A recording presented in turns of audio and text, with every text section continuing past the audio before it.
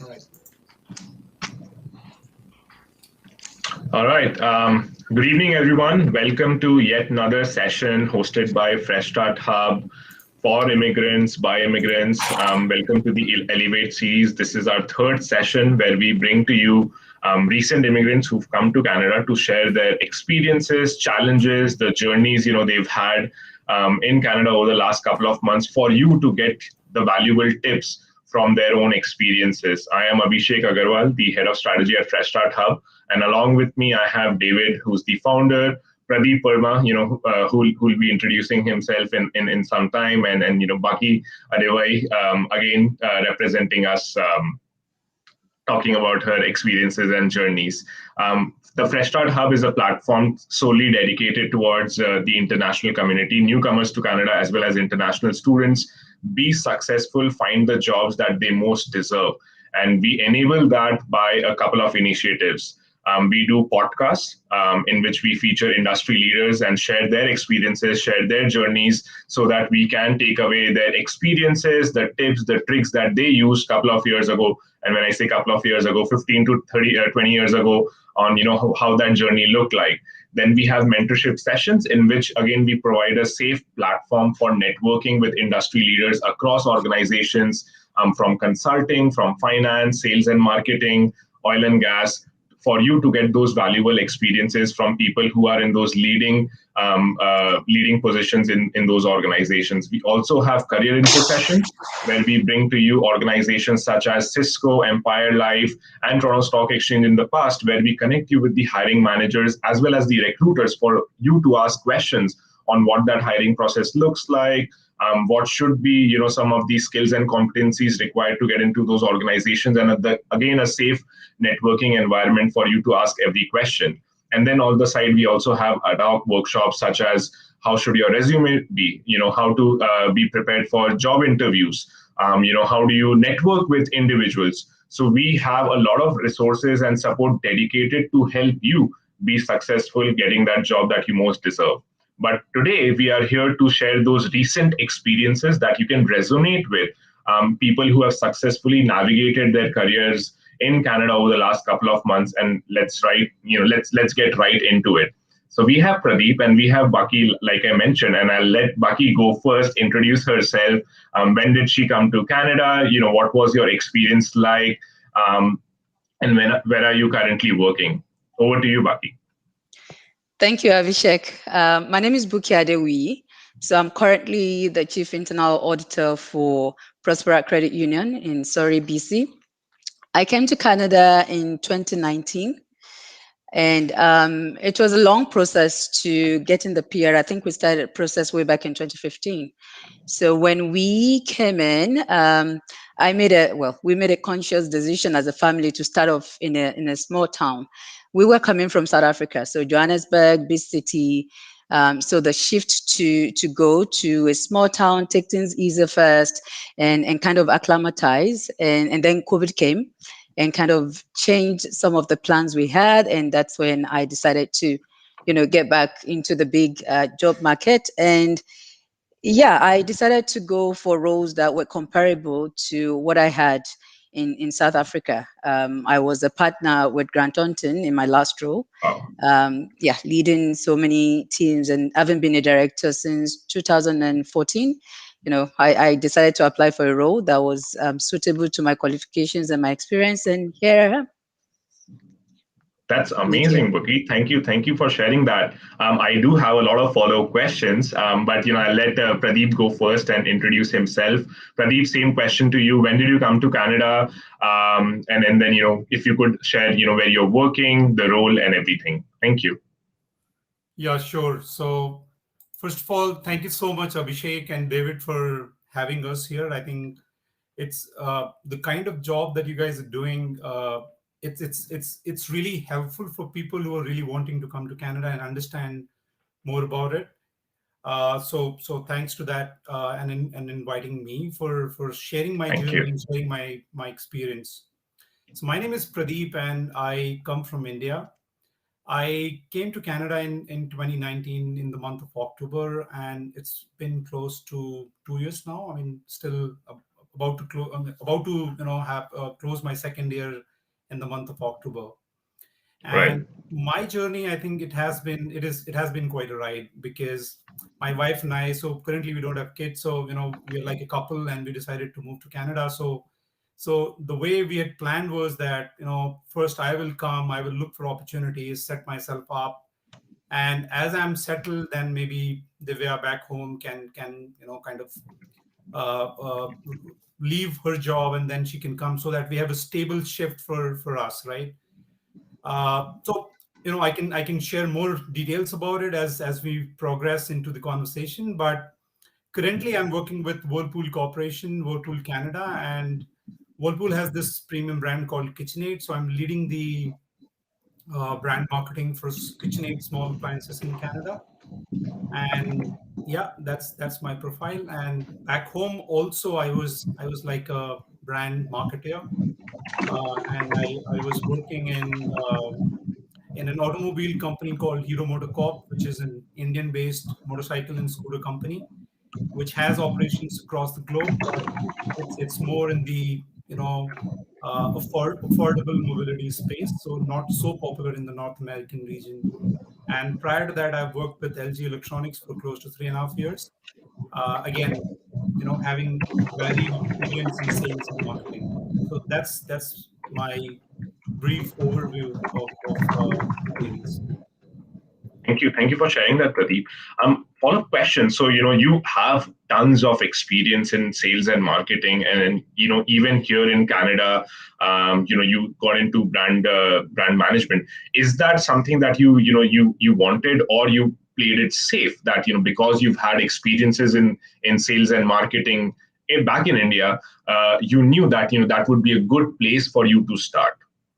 Yeah, no, that's an interesting question. So the thing is that, uh, quite frankly, when I was like coming to Canada, and the stories that I had heard, and number of people that I talked to, I think finding a brand management job in a country like this was really a tough nut to crack, quite frankly, and that was the perception that I had. But because I had that similar experience, so ideally I wanted to look for a job which was in the brand management area, and in the industry also of my choice. But again, Hmm.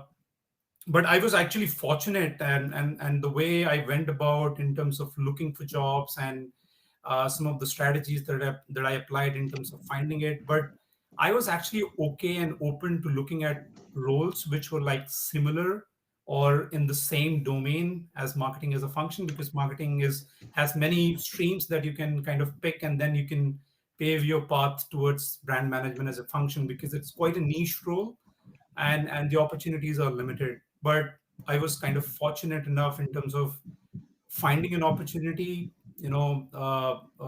attending the interview and kind of cracking that. So that's the story behind it. That's amazing. I have a lot of questions lingering in my head, Oh, but sure. I want to ask Bookie. You know, as a partner at Grant Thornton, and then traveling all the way from South Africa to Canada, that must have been a big shift for you. Leaving all that network behind, leaving, I wouldn't say leaving that experience behind, but leaving that comfortable job behind. What was your motivation behind moving to Canada? And then um, this is a question that I want to ask. I feel that it is perhaps easier to move to a different country or move to a different role at early stages in your career. But with you being a partner, at Grant Thornton, which is a big organization, how did that transition look like? So, thank you, Abhishek. Everyone thought that we were crazy, and to be honest, at a point, I also started to doubt the sanity of the decision we were about to make. Like life was good, work Mm, was good, careers were good. Like people were like, "What are you guys looking for?" But the right. motivation really was, and I think it's similar to most of the immigrants that I've spoken to, the children. We wanted a safer, um, country environment where the kids can go out and we won't be fearful, you know, just to for that crime rate. So that was the big motivation, and it was not an easy decision to make. And like I said, you know, it took years. And eventually, when the PR came in 2019, we went back and forth. You know, we came here and then we went back, and you know, the decision was just hard. Like, is this all what we're going to be leaving behind? And you recall that I said we decided to go to a small town, and part of what informed that decision was back in South Africa, I had a full-time living nanny helping with the Mm, kids, right? They mm, got ready for school. I wouldn't know, I could go to late nights, corporate functions and come back at midnight. They would be tucked into bed, you know, and we had, you know, private service come to take them to school, bring them back. wow. All that help was there. And Wow. that's why I thought to myself, okay, I definitely cannot survive in somewhere like Ontario. So even though, you know, the firm tried Mm, to, you know, like, oh, but you can go to the firm. I was like, well, the opportunities are in Ontario, and I don't want to go to Ontario. I would like hope, you know, with the kids and with the career, with no help in Canada. There's no help in Canada. So I decided, you know what, let me just take it easy. Let me make it kind of family focused. And the small mm-hmm. town we went to in Alberta, you know, was where my husband was going to be working. And then, like I Okay. said, COVID came. He was supposed to join us, and then he couldn't come. Mm, So then mm. I decided, you know what, no, I'm going back to the bigger cities. And yeah, that's what So, happened. so you were, planning on moving to a small town in Alberta. So did that happen, or you moved to a big city, Toronto? No, so that happened. So Okay. we were in Medicine Hat for like 8 months, and I took a Mm-hmm. role with MMP as an Okay. accountant. Now, Yes. my background is in accounting, so I Okay. actually have a BS in accounting. I'm an ACCA, so UK Chartered Accountant, and I converted to the Canada one as well. So I'm a CPA CGA. So Mm-hmm. easy for me to kind of get into the environment. But despite that, most of my experience has been in other areas. So tax, internal audit, risk governance for more than 15 years in South Africa. So taking the role with MMP, I then had to kind of relearn some of the principles of accounting that I had done way back 20 years ago when I left school. And Wow. part of my message to the immigrants or potential immigrants that will be listening today is whatever opportunities or whatever roles or functions you find yourself in when you first come into Canada, take it as a learning point. Right. So through that role, I was able to learn the rudiments of accounting in Mm, Canada, of taxes in Canada. So company tax, I did personal taxes, and I had done it as part of the CPA theoretically, but I got to see the practical aspect of it. And even now, mm. even though I'm in another role, I'm actually using it. So I'm doing bookkeeping for my husband because I've brushed up on, you know, on some of the knowledge that I had way back from school. So Right. so nothing is really like a waste. No knowledge Mm, is wasted. So anything that you opportune to get involved in, take the most out of it. mm, mm. Absolutely, love that insight and love that tip, for the immigrants, that a lot of times I think we come with certain levels of expectations that, I am a master's degree holder. I have, 6 years of experience. This is the position that, I want to get into. And more than often, it may not play it like that because of the country, because of the expectations that country has, and the importance that is not given to foreign experience. So that's a wonderful tip that you've given to the international community. But I want to dig a little deeper and understand how that played in your mindset for someone who, let's say, joins at a manager level, was as at a senior manager level, joins at a manager level. That's a different story. But you coming as a partner, having all those tons of experiences, and then joining as an accountant, that was starting from scratch. That was Yeah. starting at a lower level. How did that play in your mind? So there were dark days, I won't lie to you. And there were days when I just reminded myself why I did it. Because remember, I had the opportunity to go to the bigger cities. There was no Mm, internal audit in Medicine Hat. So, I went there knowing that my career is not there and I mm, probably wouldn't be able to, get something suitable to what I needed. So I went there with that mindset. But still, there were dark days. There were days when I would just be like, oh, Lord. I lived like a queen in SA, and here I am. Yeah. And then there were days I would just pick myself up and say, you know what, this is just a start, and this was a conscious decision I made. But when I decided that, okay, now I'm going back Mm, to my career, I'm not doing this again. When I made mm, that decision, again, I then decided, but I'm not going to be applying for like auditor role. you know mm, I have the experience and the expertise to lead in internal audits internationally, and that's what I'll do. And that's another area of focus, or another tip that I have for immigrants today. I've had lots on my journey, right? I've had a fellow immigrant say to me, and this was someone on a newcomer program, like, why you putting a director for audits on your resume? Why are you applying for that? I'm like, well, that's equivalent to what I am right now in South Africa. This was in 2019. right. And he said, Right. yeah, but you're coming from Africa. You need to be prepared to start from the bottom. Guys, there is nothing like that. And I Yeah. can tell you now, the technical experience and expertise that you have is comparable internationally. So far, you can do the job, and you have the technical competence to do it. You can do it. What is different is the culture. And I Mm, tell you again, having worked in two organizations in my short stay in Canada, the culture differs from one organization to the other. So it's not like that a brand of culture. No, there's nothing like that. So every organization you get to has its own kind of culture. Yes, the culture is more subtle. So like things like we would be maybe blunt about, like you can't really be like that. But those things you can learn. And I think that's where we need to place a lot of our focus when people say you don't have Canadian experience. That's what we mm. really need to learn. But let no one tell you that you can't do it. Absolutely, absolutely, Bookie. That's so powerful. Thank you so much for sharing that. If I may just add that, when I came to Canada to do my MBA from Queen's University, with 5 years of experience behind my back, with MBA from a leading Canadian organization.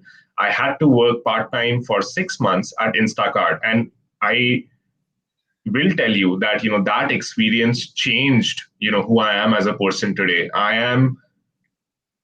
I'm more humble and more polite than ever. By going through that experience, um, I don't have words to express that, but that is certainly not what I was looking for. I was looking at senior manager positions. I was looking at senior consultant positions, and I had to work part time for minimum wage for 6 months before I could land a full time job. And that experience, changed me. So I saw the positive out of it, and I think sometimes it's okay to have certain setbacks. It defines you as a person. Yeah. So I'm just gonna stop there. But thank you so much for sharing that, and we'll dig deeper on how one can talk about the transferable skills that you just spoke about. But I want to get back to Pradeep and ask the question that, Pradeep, you mentioned that you heard things about brand management, that it would be a tough nut to crack. What did you exactly mean by it? What did you hear before you were making that move to Canada? What were the areas that would have been perhaps easier based on this statement that you heard? Yeah. No, so if you look into any organization, and if you look into the kind of roles that an organization has, and it is like common across all the organizations. So number of people working in a marketing department versus working in sales or finance or respective departments, right? You would always find the limited resources that are working in marketing, and within that marketing, if you look into brand management, those resources count will be like, you can count it on fingers, two, three, four, five, dependent on the kind of organization that you are in. And that's like one of the skill set which is not in scarcity, or which is not in a need which this country is kind of having. So I'm saying that was one of the assumptions, or that is, or maybe that is one of the fact that when someone is looking for roles in that particular function, you might have to kind of prove your metal, and and prove it to the interviewer, or the people that you're talking to, that you have that caliber in you. And I think I completely agree with you, Buki, on some of the points that you mentioned. I think number one, it doesn't matter what are the learnings that you have, and if someone says that Canadian experience is kind of a necessity or to get a role that you really aspire for, I don't think so. That's the reality. I think what is important is number one, you need to convince the person that you're talking to what is your caliber, and you should be able to do that in a language that someone understands, right? I'm not saying English is a sheer language. I'm saying in terms of the way you explain and how you can add value in a particular role, right? And I've had that experience twice actually when I was, kind of looking for roles. Quite frankly, I gave one interview in one of the leading organization, which is very, very reputable in terms of reputed in terms of when you look at top brand marketing organization that you want to work for. And I applied for a brand manager role there, and I was like, I gave all my rounds, and I was really, and all my rounds were like amazingly. I mean, they went amazingly well, and I was actually anticipating an offer from there. But the issue is that, typically, and this happens, and which is quite common in this country, is that when it comes to looking at talent, organization put focus on internal resources first, and that is what happened with me. So on that role, someone from US wanted to move to Canada, and which is that is how, the organization gave preference to that person. But then I was told that you were like our second go-to person in case if that didn't turn out. But and I was kept in like a reserve in case if there is any other opportunity. So I'm thinking it's all on you how you build up your case, irrespective of the field that you are in, whether that field is in demand, not in demand, because quite frankly, this country has immense opportunities and potential for you to kind of come and explore and prove to them, and then you can kind of get those roles. So so that's what I meant when I said about looking for specific brand management roles. And but quite frankly, when I came here, I was like open. I mean, if there is any role in CRM, I can take that because I had some sales experience. So I was even open to taking up sales role. But if you ask me that you want to stay in sales for a long term, I don't want to do that.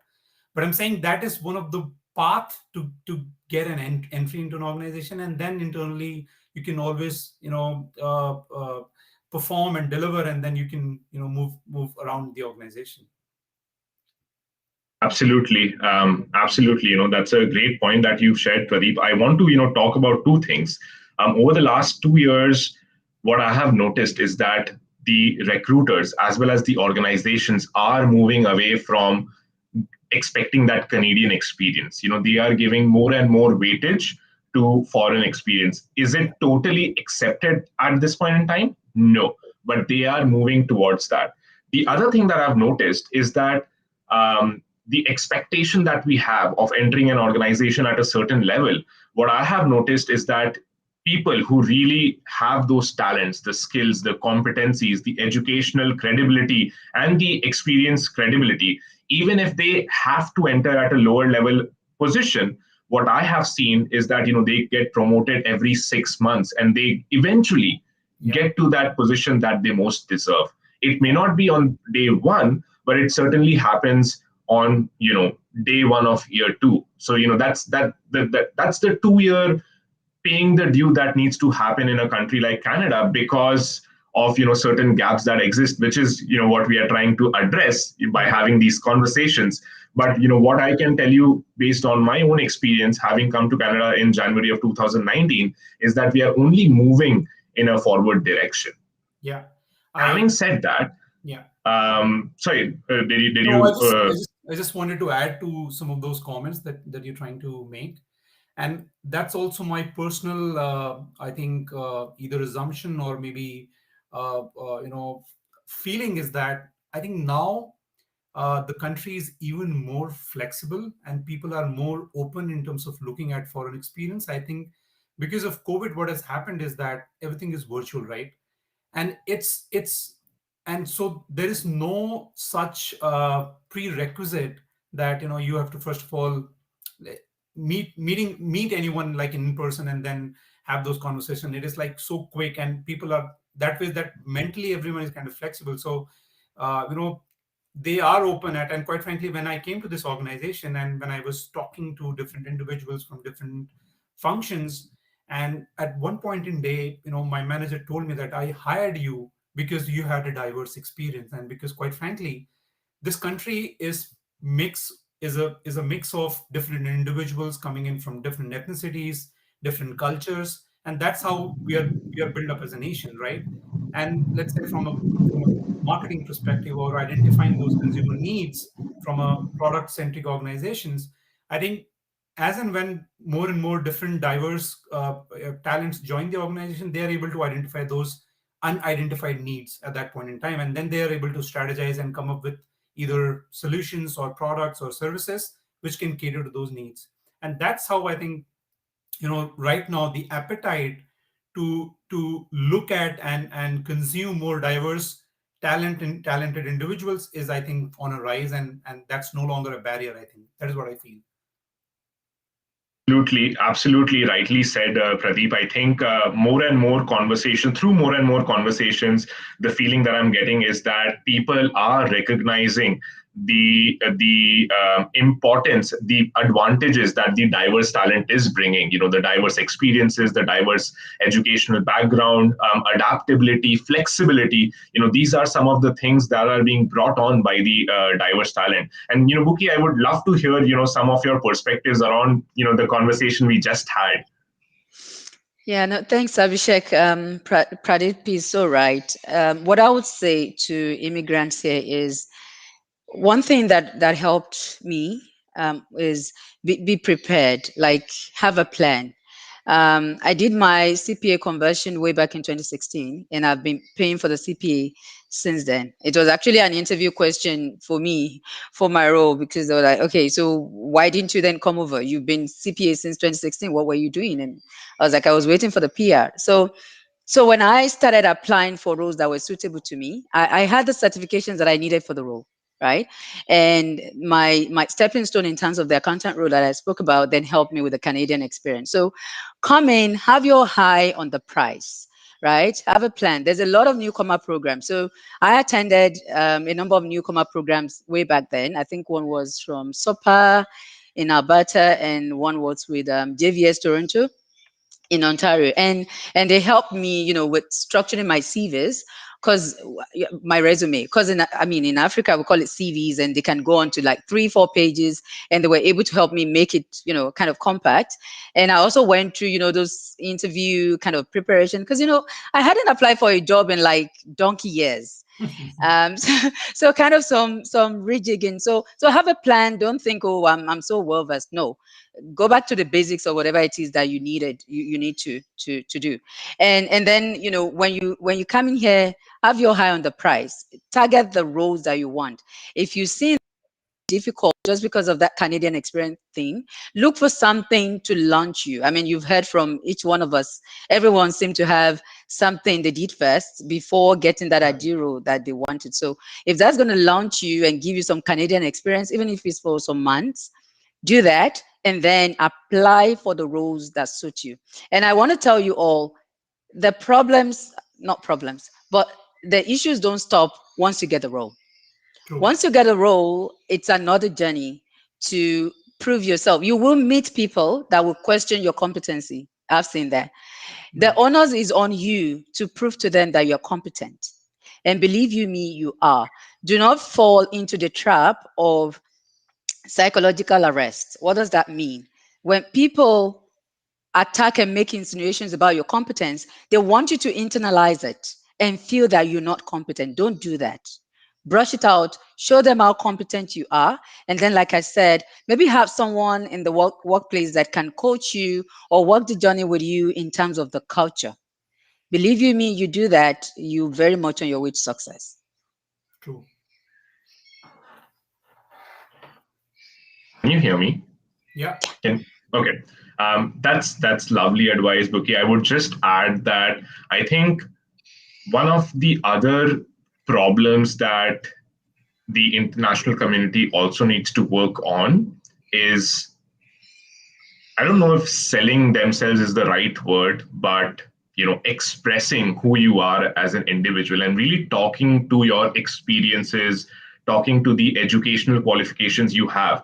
I particularly, suffered from this, and I can, speak for the Indian community, is that we are not very good at selling ourselves. We tend to be humble in talking about our experiences, the accomplishments, the achievements, whereas Western North American countries, they speak to their achievements and accomplishments, and I think that's where again there is a gap that can be addressed, is by speaking confidently to what you've really done, the experiences that you've had, and the achievements that you've had over the last couple of years in your professional career.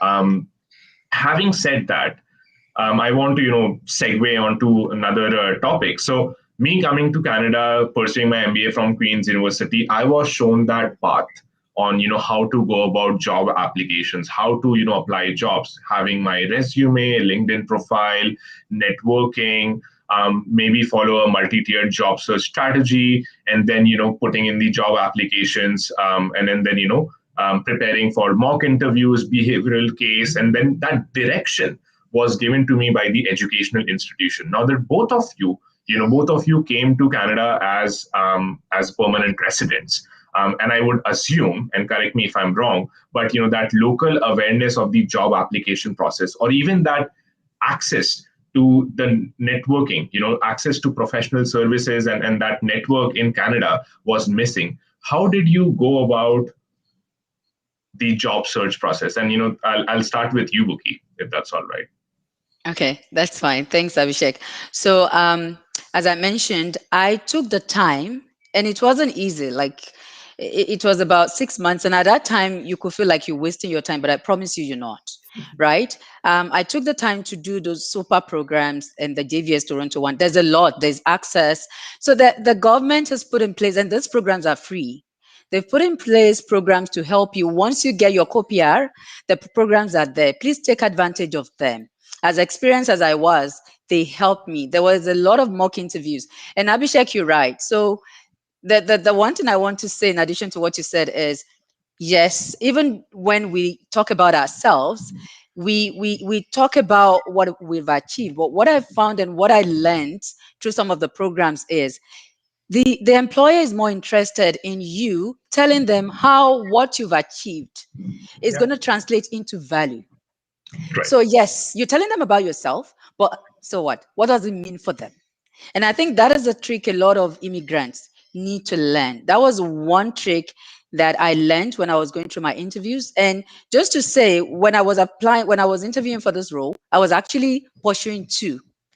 And when I got to the final stages, I had to tell the other company that, okay, I'm taking this one.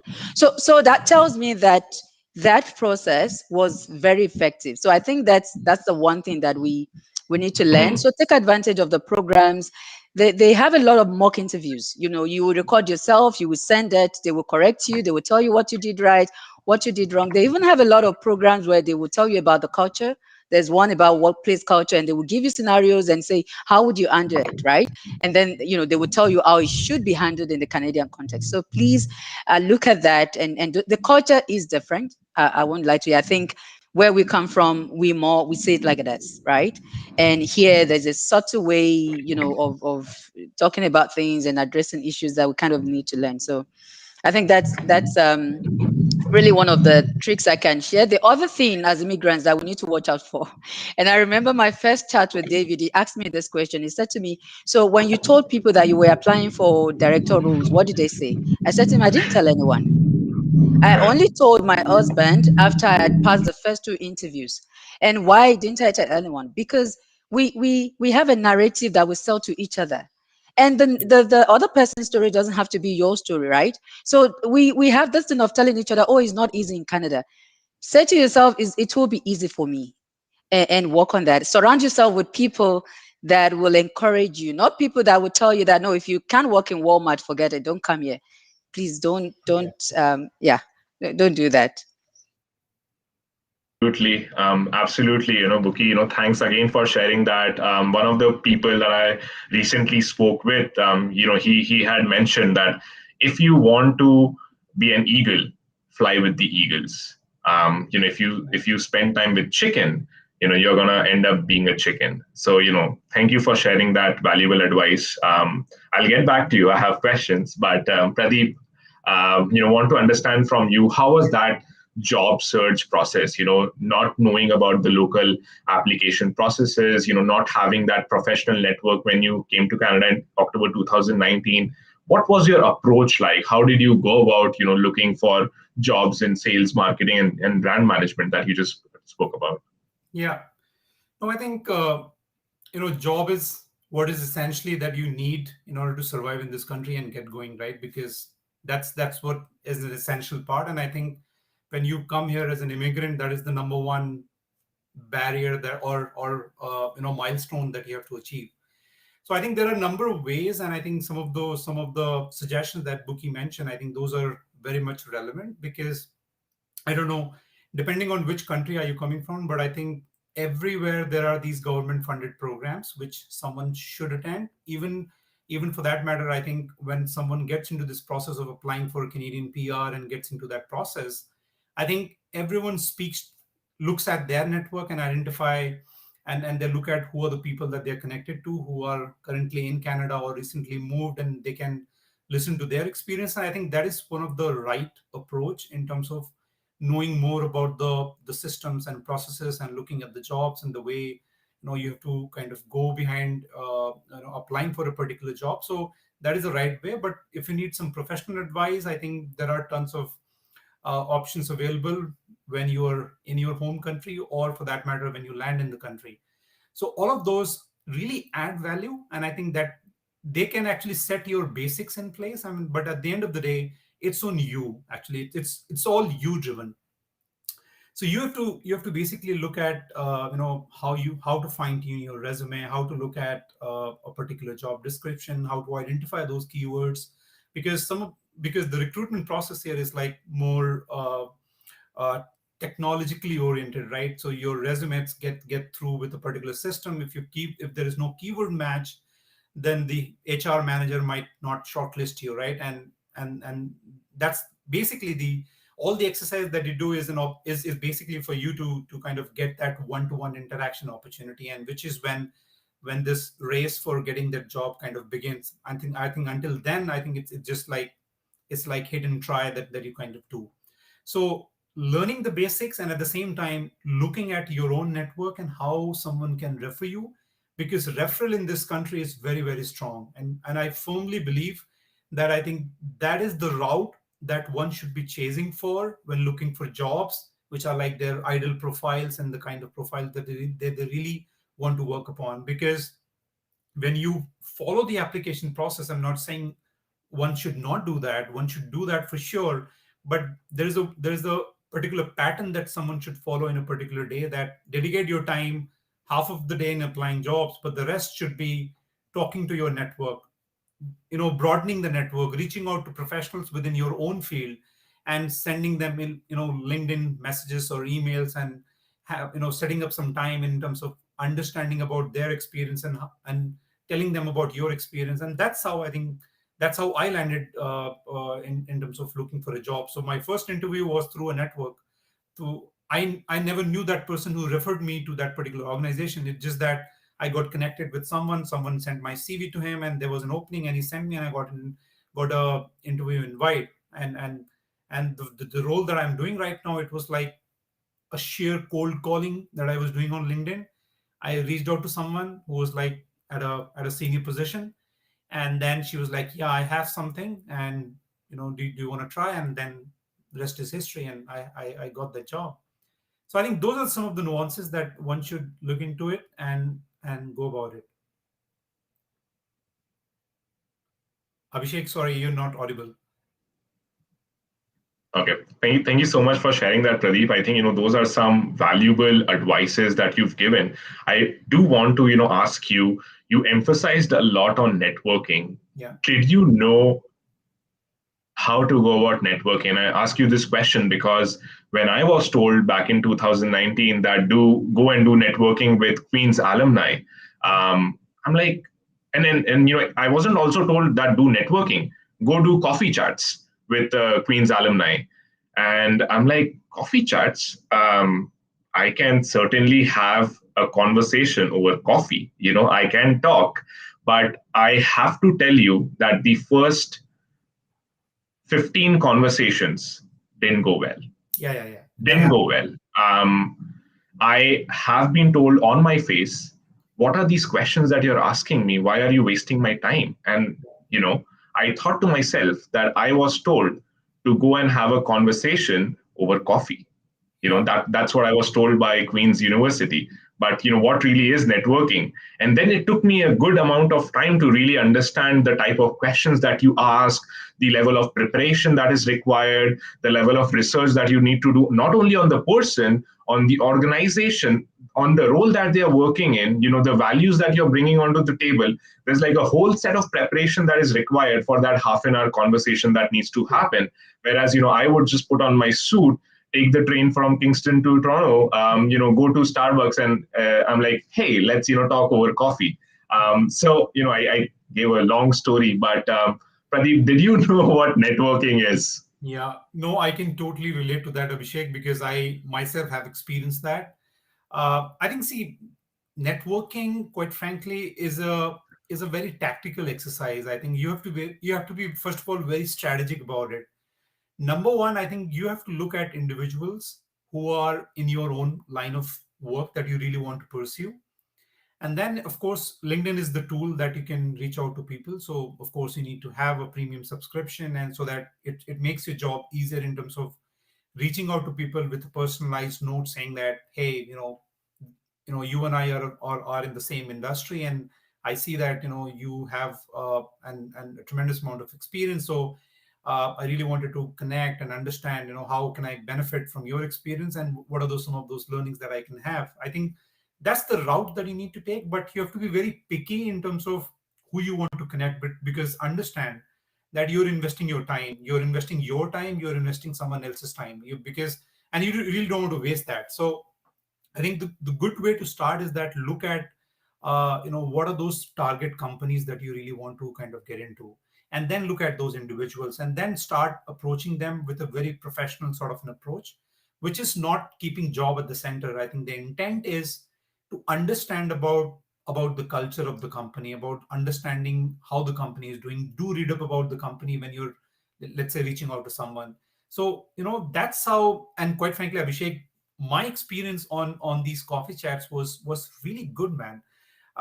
So I actually met with a couple of individuals, and first of all, this is a culture here. So anyone who's sitting in any part of the world listening to the conversation, this is like a normal thing. It might not be applicable in your home country. So, for example, in India, there's no culture of having these coffee chats, right? So if you send a note to someone will be like, "What is this?" I mean, I don't entertain that.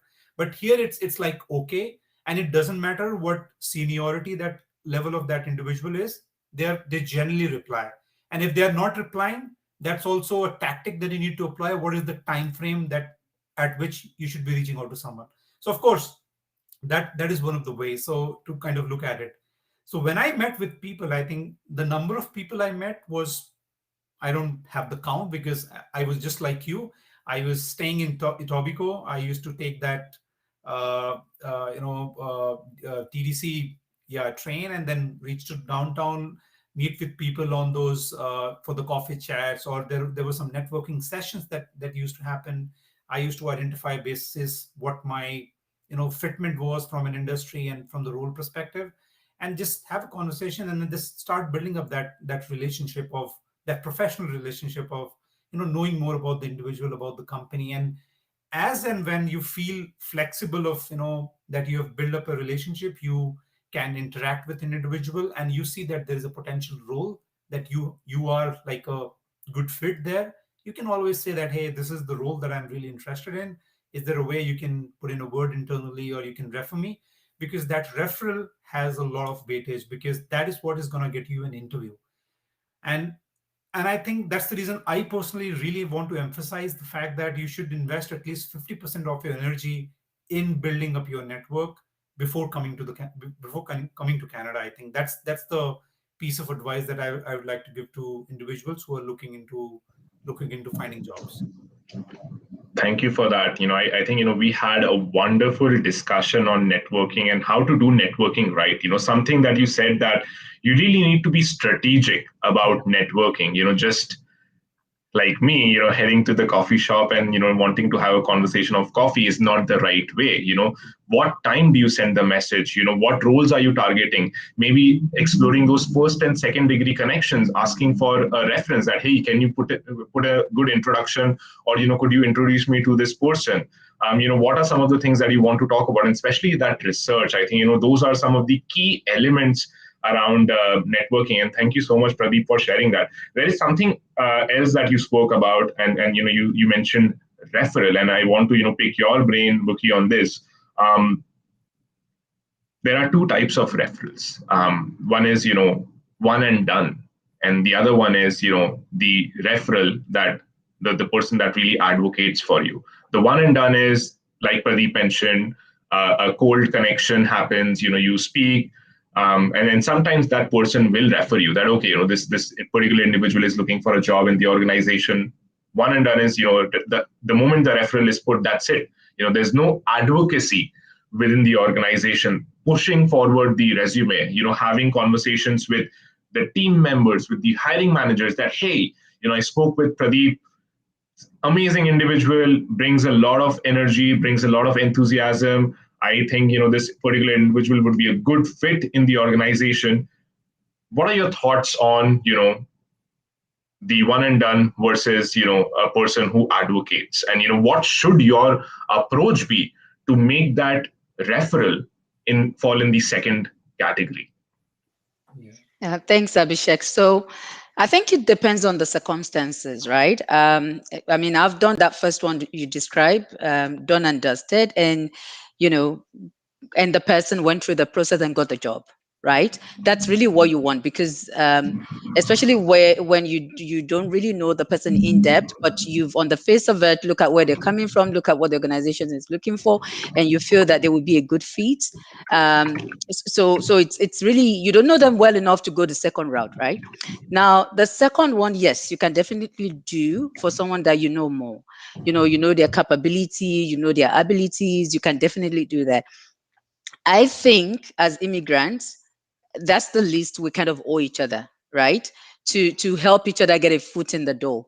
It's something I don't have a problem with. If there is a position and you feel that the person is fit and proper for the position, there shouldn't be anything holding you back from referring the person. What I always say to people is, if when we are in a role, we give it our best, right? We are changing the narrative about immigrants and the kind of experience and culture and things that we bring, and we will be disarming certain people who have misconceptions, because there are really people out there who have misconceptions about immigrants and employing them. But one by one, as we all excel in the roles we are, we can change that narrative, we can change that misconception. So definitely both are good to go, depending on how well you know the person. Thanks. Yeah. Absolutely, Buki. Thank you so much for sharing that. Last two questions, I promise. um, the second last question: what support resources, if given to you back in 2019, do you think would have made your job search journey easier and more comfortable than what you went through back in 2019? Yeah. Yeah. Bookie, do I you? mean, it's a question for both of you. Whoever wants to go first. Yeah, Bookie, you can go ahead. I think you have something to say. Okay, no, thank you. So, honestly, I think I did a lot with the resources that I had. The one thing that I think I probably could have done better. So initially, after we immediately got the PR, I tried kind of reaching out to firms on LinkedIn. So Pradeep, I think you were luckier than me, because I didn't get a response back to a lot of my reach outs, right? And later on, one of the programs I was on, I think the JVS one, they gave me a mentor. And one of the things she told me was, well, you kind of go right straight into what you want. And like some people can't deal with that. So you need to kind of break the ice first, say hello to them, look through their profile, see if there's any similarities and say, oh, hey, I see you have this, you have that, you're a CPA too. Oh, you're an immigrant, how was your trip? And kind of build a rapport before telling them, oh, I'm a new PRO then. I'm wondering if I could join your network, if you know of opportunities. So I think I could have probably been kind of more targeted and maybe more subtle in terms of the approach I use with LinkedIn. But I think in terms of the resumes, the interviews, everything, I think I took advantage of every resource that was available. And to what Pradeep said, I used to tailor each resume for each position, and I had a folder, and I would put the job advert with the name of the company, and I would put my resume with the name of the company as well, because we used to just using the same resume to apply. Here you can't do that. So every time you have to tailor, and when they call you for an interview, you need to go back and see what exactly did I apply for. So Yeah. Absolutely, absolutely. I think that's wonderful that you've mentioned. I remember having folders for 2019, 2020, and then 2021, and they were full of applications, True. job descriptions, and then applications. So thank you for sharing that. And question to you, would you say that the work that then we are doing in terms of educating people with how your resume should be, how should you go about networking is what you hinted on doing that due diligence, or going through the programs and the courses on understanding the local application process, Boogie? oh yes, It, no, I think you guys are doing a fabulous job. I think as much enlightenment as immigrants can get, the time you invest to coach them, to put together all the sessions, bring people with experience together to talk to them, I think is fabulous. And you guys are doing an amazing job. And I hope that everyone on this call will take advantage, watch all the videos from the interviews that you guys have had with people in the industry, and take advantage of the programs that you have for immigrants to help them, fine tune their resumes and get into the industry. Yeah. thank you for that positive reinforcement. To you, Pradeep, what I know that you had a lot of things to talk about when I asked the question on support and resources. What do you think that would have really made that journey different? Yeah. I think from a resources perspective, again, the learning that I'm sharing, or Bookie is sharing, or you guys are getting other individual to kind of share. I think this learning itself, had I had, had I received this in advance, I think this would have made my life easier in terms of how to reach out to people, in terms of building that network, for those cold callings or cold messages, in terms of having those info sessions and getting to know them more. I think, and of course, once you get into this process, it's like a you learn something every day, and then you start implementing it, and that takes time, right? So I'm saying, if the kind of the resources that you're ensuring that everyone has and they have access to, I think this is doing a tremendous job. And I would put myself in any immigrant's shoe and just look at these resources and start implementing on some of these. And I think that ways the job is going to be easier. And one thing that I really want to kind of suggest or give advice to friends who are really wanting to come is, just take it easy, man. I mean, you don't have to really stress about, because understand, and quite frankly, most of the individuals who are coming to this country, they're coming for something better. Because number one, you are experienced, you have the right education, you have the right experience, and that's the reason you've considered of moving to Canada, or for that matter, North America. So, first of all, you have to believe in yourself. It's a matter of time. You could get a job in a month, 2 months, 5 months, 6 months, 8 months, 9 months, but you will get a job. So there is a role waiting for everyone. It's just a matter of taking it easy, because, and quite frankly, and this is the advice that I give to my friends who are kind of coming in, is that just take it like, consider it like a break that you're taking after spending 5 years in the industry or 10 years in the industry, and just and now you're taking a sabbatical, and in terms of, but on a parallel, you're looking for jobs. I think if that is the mind frame or mindset that you have, I think your journey is going to be easier, and you will have a more positive outlook towards looking at this particular ride. Love the advice, Pradeep. Thank you so much for sharing that. I'll just add that, and then this is something that came up in the session yesterday, that as immigrants and international students, we are leaving that comfortable life behind. People who come here to pursue education, they have a lot of student debt, and sometimes it's only but natural to become desperate looking for jobs. But that desperation should not reflect in the interviews or in the conversations that you're having. Show that desperation to your friends, to your family, and to yourself, in the night, but not in those conversations, because that can make or break the whole process. So that was my last addition to everything that you've mentioned. But we are at time. I would like to say that thank you so much, Pradeep and Buki, for your valuable time. I think this has been a wonderful conversation.